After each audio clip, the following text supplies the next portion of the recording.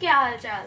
स्वागत है आप सभी का हमारे YouTube channel star season classes पर, जिस पर आप सभी पढ़ते हैं बीएससी के लिए जूलॉजी, बॉटनी और केमिस्ट्री, जिसमें आज हम आप सभी के लिए बीएससी फर्स्ट सेमेस्टर की बॉटनी क्लास लेकर आए हैं, जिसमें कि आज हम यूनिट 1 डिस्कस करने वाले हैं। किस बुक का? Microbiology and plant pathology. ये आपकी बीएससी फर्स्ट सेमेस्टर की बॉटनी की बुक, जिसमें कि हम यूनिट 1 डिस्कस करने वाले हैं, जो कि आपका introduction to Indian ancient Vedic and heritage botany.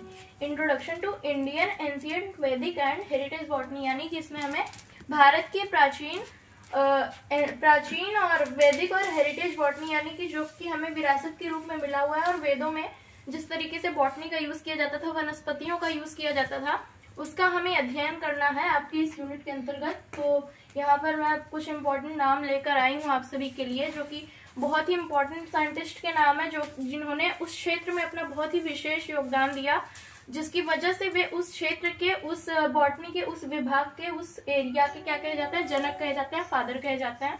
तो आप सभी को मैं कुछ नाम नोट डाउन कराना चाहूंगी। जैसा कि आप सभी देख पा रहे हैं, फादर ऑफ बायोलॉजी कौन है? एरिस्टोटल है, अरस्तु जिन्हें कहा जाता है father of biology. Father of botany है थियोफ्रस्टस। फादर ऑफ जेनेटिक्स है Gregor John Mendel. Father of genetics कौन है? ग्रेगर जॉन मेंडल को फादर ऑफ जेनेटिक्स कहा जाता है। आप सभी जानते ही होंगे, इनके 3 प्रयोग थे। कौन कौन से? इन्होंने 3 नियम दिए थे, प्रभाविता का नियम, पृथक्करण का नियम और स्वतंत्र अपव्यूहन का नियम इन्होंने अपने लॉ में बताया था। तो इन्हें उस आधार पर फादर ऑफ जेनेटिक्स कहा जाता है। फादर ऑफ मॉडर्न जेनेटिक्स कौन है? TH Morgan. टीएच मॉर्गन को फादर ऑफ मॉडर्न जेनेटिक्स कहा जाता है, ये बहुत ही इंपॉर्टेंट है। Father of cytology Robert Hooke, क्योंकि इन्होंने सबसे पहले सेल को ऑब्जर्व किया था। सबसे पहले इन्होंने कॉर्क सेल को ऑब्जर्व किया था, जो कि एक नॉन लिविंग सेल थी। ये बहुत इंपॉर्टेंट है, कॉर्क सेल एक नॉन लिविंग सेल थी। फादर ऑफ माइकोलॉजी, यानी कि कवक विज्ञान के जनक कौन है? मिशेली। फादर ऑफ प्लांट फिजियोलॉजी, पादप प्रकारिकी के जनक कौन है? पादप प्रकारिकी जो विभाग है, उसके जनक कौन है? स्टीफन हेल्स। स्टीफन हेल्स को फादर ऑफ प्लांट फिजियोलॉजी के नाम से जाना जाता है। फादर ऑफ बैक्टीरियोलॉजी के नाम से किसे जाना जाता है? रॉबर्ट कोच को। इन्होंने अपना पोस्टुलेट्स दिया था, जिसे कोच पोस्टुलेट्स के नाम से जाना जाता है, जिसमें कि बैक्टीरिया के कुछ जैसे कि जो रोगजनक प्रवृत्ति होती है, उसके बारे में इन्होंने बताया है। फादर ऑफ माइक्रोबायोलॉजी कौन है?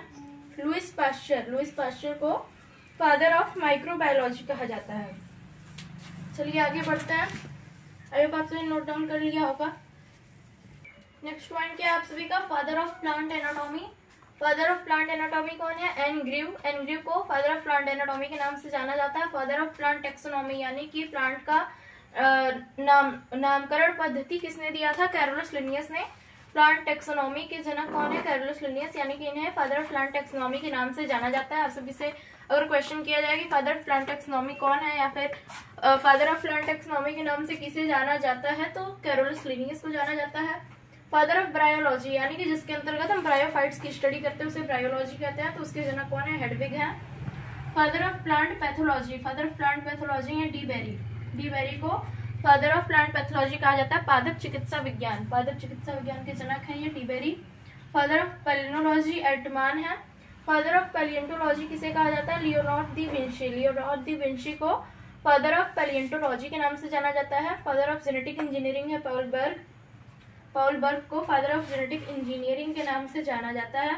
फादर ऑफ बायोकेमिस्ट्री, यानी कि जैव रसायन के जनक कौन है? जैव रसायन विज्ञान के जनक कौन है? CA Newberg. सीए न्यूबर्ग को जैव रसायन विज्ञान के जनक के नाम से जाना जाता है। तो स्टूडेंट्स, मेरी यही हमेशा मेरा यही सोच रहता है, मेरी यही कोशिश रहती है कि बहुत ही कम समय में, बहुत ही कम टाइम में आप सभी को सारे टॉपिक्स अच्छे से क्लियर हो जाए। हर टॉपिक आप सभी बहुत कम टाइम में क्लियर हो जाए। तो आप सभी से मेरी रिक्वेस्ट है कि आप सभी चैनल को सब्सक्राइब जरूर कर लीजिए। आप सभी को आगे की सारी वीडियोस टाइम पर मिलती रहेंगी, और आप सभी से मेरी रिक्वेस्ट है कि वीडियो को लाइक और शेयर कर दीजिए। थैंक्स।